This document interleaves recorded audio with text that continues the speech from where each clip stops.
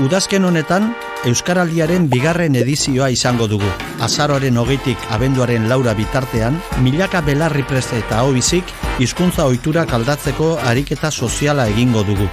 15 egunez, Euskararen erabilera handitzeko asmoz, eguneroko inertziak astinduko ditugu.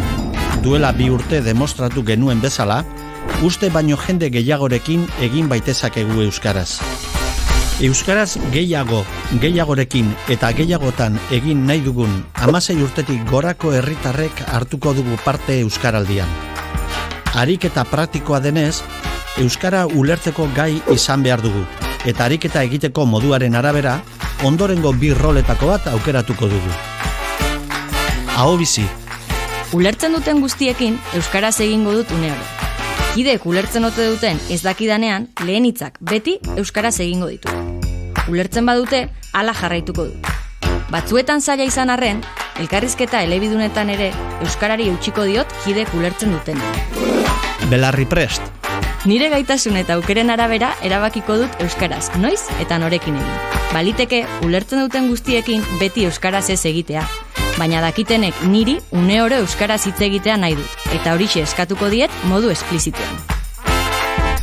Aurtengoan gainera, herritar askok, mota guztietako enpresa, kirol eta kultur elkarte, saltoki eta erakunde publikoetan osatzen ari diren arigunetan egingo dute ariketa. Herritarren ariketa erraztu eta babesteko, entitatek ere hartuko dute parte beraz. Aurtengo berrikuntza nagusia da arigunea. Euskaraz lasai aritzeko gunea. Euskaraz hitz egiteko aukera bermatzen da une oro bertan, eta arigunea osatzen duten kideak, ahobizi edo belarriprest izango dira. Ohiko taldez gain, herritarrekiko harremanetarako kanpo ariguneak ere izango dituzte entitateek. Euskaraz gehiagorekin eta gehiagotan egiteko, herritarrek belarriprest edo ahobizi gisa emango dugu izena euskaraldian. Rola aukeratzean, gakoa jokaeran dago.